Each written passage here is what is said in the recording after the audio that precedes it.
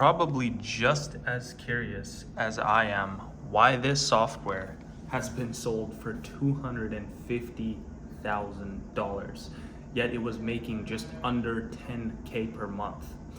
So in this video, we're gonna jump straight into that. And before we even jump straight into the entire software and the website, we're actually gonna look at first the post and how this entire software is actually made. So essentially it's called feather.so, right? It's from Notion to blog and newsletter. Essentially that that honestly sounds a little bit confusing, and to an average user that might just come across as like, what is this feature idea, right? But it's using Notion to publish an SEO-friendly blog, collect emails, and send high deliverability newsletters. No coding or design skills required, just write and publish. So what I'm guessing it is it's inside of Notion, and you can basically create like a newsletter or a friendly blog, as they say, from the Notion directly, right? The website itself, I'm not gonna lie, this looks super clean. This looks great. This looks awesome, right? Definitely, I'd say 250K worth of a website. Notion to blog, they have Notion to newsletter. Complete blogging platform. Why use Feather? With Notion for creating your blog. Feather is a simple yet powerful platform that helps people create a super fast blog with Notion as a CMS. It's just set and forget. Interesting. So again, this is probably something you've never thought about. I mean, I use Notion. I don't use Notion for this exactly, but this is a very interesting, unique case and a problem that was solved with a software. So let's first jump into the story behind feather.so, right? So it was actually built by Banu, which is another very, very successful, I would say, Twitter indie hacker, vibe coder, you can say. And so what he did was, back when he started, the whole vibe coding thing, creating software, that sort of thing, he built MDX1. He got to 300 MRR with 25 customers, had to shut it down because hosting costs became insane, thousands per month, spent 3 months figuring out how to fix the hosting problem, used Notion CMS, rebuilt everything as Feather. So essentially he started MDX, and then because the hosting was too much, he built Notion CMS. But then he renamed Notion CMS to Feather. That's what I'm getting off of that, okay? In 2022, it's gotten some traction, right? In 3 months, he went from $0 to 1K per month, okay? Then he went from 2K to 4.5K a month. And then 3K to 4K was 1 month. And then 4K was 3 weeks. Okay, was making double my old salary, blah, blah, blah, blah, blah. Saw the Twitter hype, blah, blah, blah. Thought my Feather customers all have blogs. What if visitors could chat with the blog instead of reading every post? Started building it for Feather customers, then realized the opportunity was way bigger. Why not every website? Built his other software, blah, blah, blah. Anything else about Feather? Anyways, in 2024, he exited Feather for 250K. Okay, so now we're gonna jump into the current owner of Feather, right? The guy that bought it for 250K. This entire website that solves a very specific problem, extremely niche, I'd say myself. And so this is Thibaut, right? In September of 2025. So Banu sold the software in 2024. Okay. Thibaut in 2025, September, basically a few months ago, still on my quest to get 5 SaaS at 100K MRR. So Revit, Outrank, SuperX growing, PostSync growing, Feather, not growing, I guess. I mean, he just put an X on it. Feather's powerful, using it for teammaker.io. It powers my newsletter sent to 64K people weekly.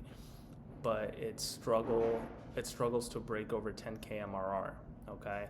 So last we've read was that Feather was doing, what was it doing?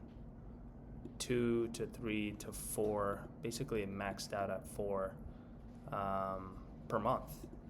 And so Tebow was struggling to grow that even higher, and essentially tried running a blogging agency, failed, built a newsletter feature, didn't make a difference. The irony is that the product I put the most money in. So Feather, again, was acquired for quite a huge amount, right? And at this point in September, he honestly didn't really see much of a payoff at all, I'd say.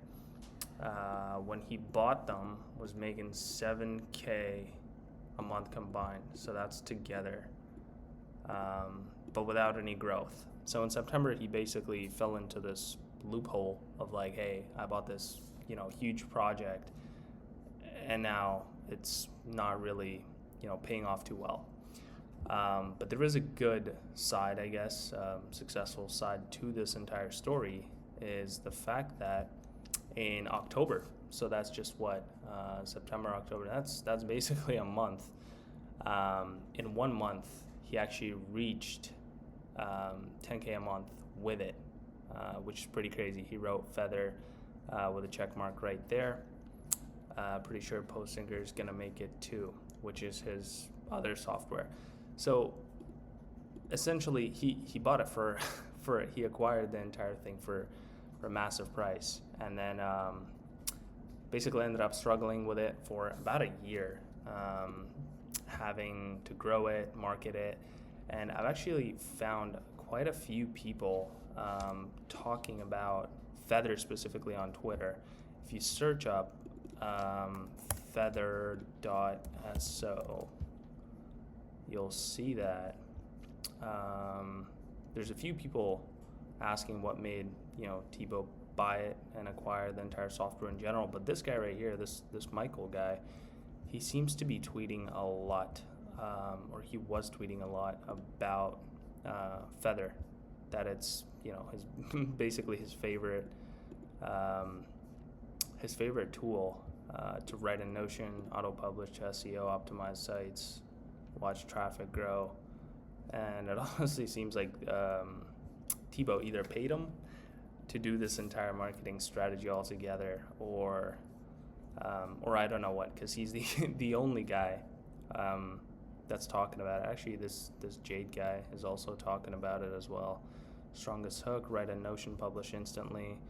The real win is psychological, not technical.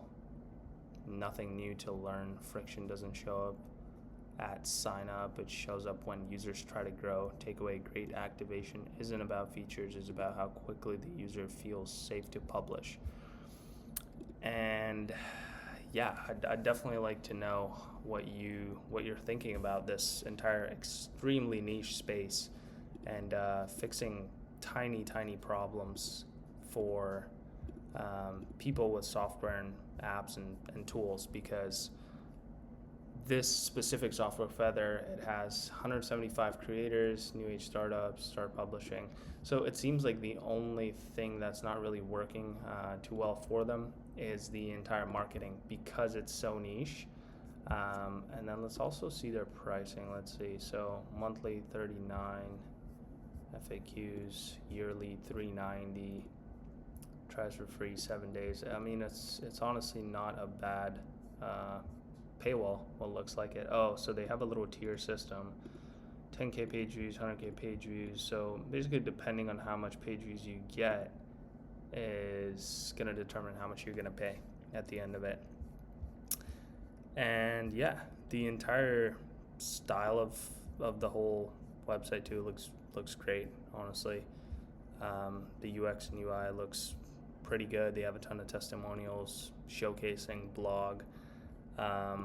I feel like the only issue would be with this is the fact that people would honestly not really find it that attractive in the first place to honestly even use, because it is so niche.